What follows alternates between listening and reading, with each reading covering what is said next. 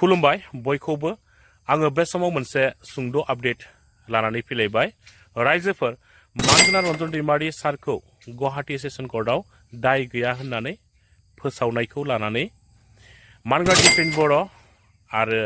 बारग' एनडिएफबि बानस' बिथांमोना खौरांगिरिनि सिगाङाव मा खेंफोरथि होदों नोंथांमोना बिथांमोननि सुंद' बिबुंथि होनाय भिडिअ क्लिप्सखौ जोबजासिम नायनानै लाग्रो बिनि उनावसो नोंथांमोना गाव गावनि गोसोनि साननायखौ कमेन्टनि गेजेरजों फोरमायलायबानो जाबाय स' बिदिब्ला नोंथांमोना भिडिअखौ जोबजासिम नायनानै लादो। बिनि आफादगिरि डिआर नाब्ला रन्जन दैमारि बिथांजों लोगोसे आलफानि जायफोर दैदेनगिरि दंमोन अबिन बानश'आ अनुप सेतिया सशधर चौधुरी आरो गोबां बिथांमोननि जि गुबुन मोनसे केस बियो स्पेशल सेसन कर्टआव माने हियारिं जाबाय थादोंमोन आरो बे हियारिं जाबाय थानाय बि केस बिखौ स्पेशल सेसन कर्टआ मैया गासैखौबो दखमुक्त माने दाय गैयै होननानै फोसावबाय। सिबिआइ कर्टनि बा सिबिआइ आदालतनि जे सिबिआइ केस बेयो दाबो रन्जन दैमारि आरो गुबुन सा 6 बिथांमोननिया दाबो सोलिगासिनो दङ आरो बेखौ सुप्रिम कर्टआव पिटिसना बा हियारिंनि थाखाय जों नेनानै दङ दाख्लै जानांगौमोन किन्तु गोदान माने चिफ जास्टिस अफ माने इन्डिया सुप्रिम कर्टनि चिफ जास्टिसआ सोलायनायनि थाखाय बे डेटआ एसे दा माने दोरोददों गोदान डेट फैगोन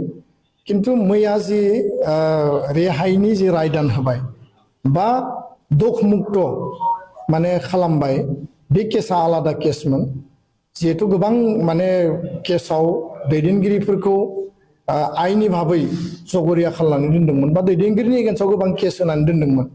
मालाबा जों टाटा केस नुदों मालाबा सिबिआइ मालाबा एनआइए मालाबा गुबुन गुबुन अपारेशन इउनिटनि गोबां केसफोर दङ आरो बे मैयानि जि दखमुक्त जानाय केस बियो आलादा मोनसे केसमोन बेयाव दिनै बिथांमोनखौ माने दाय गैयै होननानै फोसावबाय आरो बियो मोनसे सिगनिफिकेन्ट जाजमेन्ट बेयो मोनसे हिस्ट्रिक जाजमेन्ट आरो बेखायनो जोङो supreme court of India Bharat सरकार आरो जायफोर आइनि भाबै बे केसखौ डिल खालामदों जोङो खावलायगोन जे जिहेतु मैया दाय गैयै होननानै फोसावबाय भार्डिक्ट होबाय दा बेखायनो गुबुन गुबुन केसफोराबो बेबायदिनो रेहाय बा बे केसखौ फोजोबनायनि थाखाय बेबस्था लानांगौ आरो मैयानि जि लेन्डमार्क मोनसे जाजमेन्ट बियो जोंनि फैबाय थानाय समाव सुप्रिम कर्टआव जानो गोनां केसआव जथेस्थ पजिटिभ मोनसे माने रिमार्क बा पजिटिभ मोनसे नोट लाबोगोन होननानै जोंहा आसा दङ आं बेखायनो खावलायबाय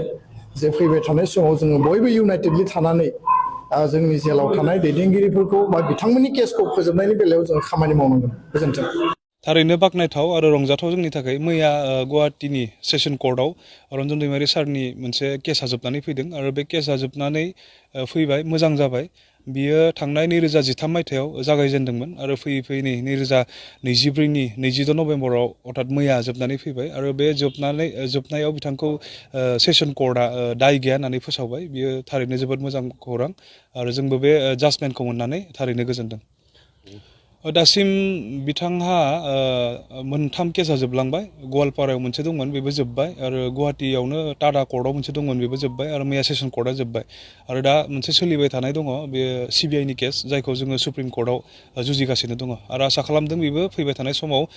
जोबनानै फैगोन आरो मोजां मोनसे रिजाल्टखौ मोनगोन आरो बर' रायजो राजाफ्रा जि मोनसे आसा दं रन्जन सारखौ बा जोंनि दैदेनगिरिफोरखौ जोबथेसालिनिफ्राय उदां जाजानो लुबैदों बे आसाखौ हारिया मोनफुंगोन होननानै जोङो नेनानै दङ। उदां अख्राङाव फैनायखौ नेगासिनो दङ थारैनो बियो खम समनि गेजेरावनो जागोन नामा? रायजो राजाफ्रा दिनै बिथांजों लोगोसे जोंनि जेसेबांखिनि दैदेनगिरिफोर दङ बा लोगोफोर दङ गासैखौबो उदां अख्राङाव फैनायखौ लुबैदों जायफ्रा एनडिएफबि महरै जोबथेसालियाव दङ बिथांमोनखौ गजानायखौ लुबैदों आरो जोङो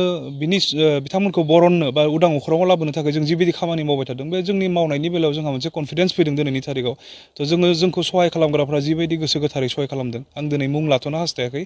खारन आं समाया दिनै बिथांमोननि मुं लानो जेब्ला जोंनि दैदेनगिरिफ्रा गबोगोन अब्ला बिथांमोना खुद गावनि खुगाजोंनो जायफ्रा जोंखौ सहाय खालामदों बिथांमोनखौ सनमान होगोन बिथांमोननि मुं लागोन थ' बेयावहाय आं बुंनो हास्थायदों थाबैनो बिथांमोनखौ जोङो मोनगोन होननानै